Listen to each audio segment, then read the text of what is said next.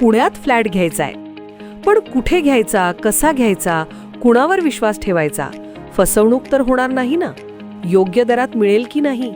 मोठं कन्फ्युजन आहे. चला तर मग सर्व कन्फ्युजन दूर करण्यासाठी संपर्क साधूयात सारंग अहेर यांच्या रेरा रजिस्टर्ड ड्रीमोरा रियालिटीशी.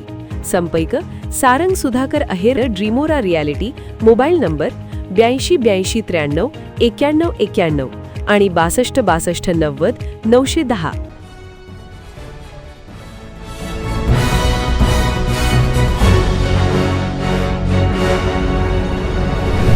आपण पाहत आहात BCCN न्यूज.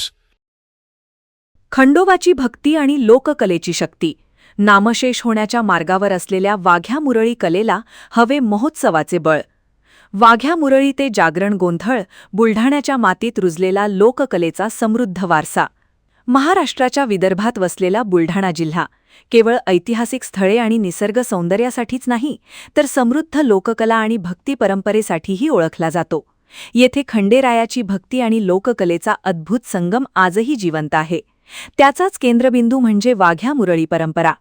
बुलढाण्याच्या मातीत वाघ्या मुरळीच्या घुंगरांचा नाद, भंडाऱ्याची उधळण आणि तुणतुण्याच्या तालावर रंगणारा जागरण गोंधळ ही केवळ कला नाही, तर शेकडो वर्षांपासून चालत आलेली भक्ती आणि संस्कृतीची ओळख आहे. वाघ्या मुरळी ही खंडोबाच्या उपासकांची कला आहे. पूर्वी अपत्य प्राप्तीसाठी किंवा मूल जगत नसेल तेव्हा मातापिता खंडोबाला नवस करीत. मुलगा झाला तर तो वाघ्या आणि मुलगी झाली तर ती मुरळी म्हणून खंडोबाला अर्पण केली जायची. मात्र दुर्दैवाने आधुनिकतेच्या झगमगाटात आणि सरकारच्या दुर्लक्षामुळे ही पारंपरिक लोककला आता अंतिम घटका मोजत आहे. हाताला काम नाही आणि कलेला राजाश्रय नाही, अशी भीषण परिस्थिती सध्या या लोककलावंतांवर ओढावली आहे. ज्याप्रमाणे राज्यात लावणी महोत्सव थाटामाठात साजरा केला जातो, त्याच धर्तीवर वाघ्या मुरळी महोत्सव शासनाने आयोजित करावा, अशी मागणी आता जोर धरू लागली आहे.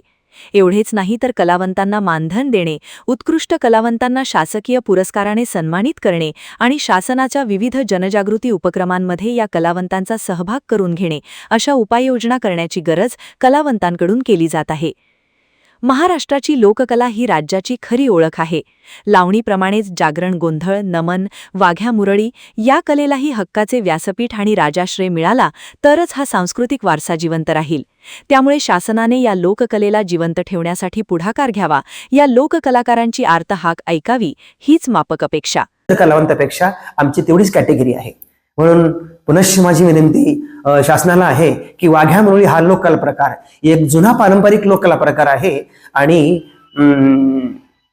त्यांच्याकडे दुर्लक्ष करू नये. एक शिवकालीन लोककला प्रकार वाघ्या आणि मुरळी आहे, म्हणून त्यांच्याकडे शासनानं दुर्लक्ष करू नका. त्यांना सुद्धा शासकीय कार्यक्रमात समाविष्ट करून घ्या. कॉन्ट्रॅक्ट पद्धतीचे कार्यक्रम देऊ नका, संस्थांना कार्यक्रम देऊ नका. सगळ्याच लोकांना समाविष्ट करा आणि वाघ्या मुरळीचा विचार करा, वाघ्या मुरळीचा विचार करा, एवढी मी खंत. त्यांना ही करायची वेळ आली नाही पाहिजे, म्हणून शासनाने याच्याकडे लक्ष दिलं पाहिजे. म्हणजे ही कला लोकही पावणार नाही आणि लोकांना म्हणजे जी जागरण गोंधळाची लोक आहेत त्यांनाही काम मिळेल. म्हणून शासनाला मी हात जोडून विनंती करतो की आमच्या ज्या लोककला आहे, लोककलेमधला एक भाग जागरण गोंधळ ही ही कला काही अवघी नसून त्याकडे लक्ष दिलं पाहिजे. त्याच्याकडे लक्ष द्या आणि त्यांना काम द्या आणि त्यांच्यासाठी काही प्रशिक्षण ठेवा.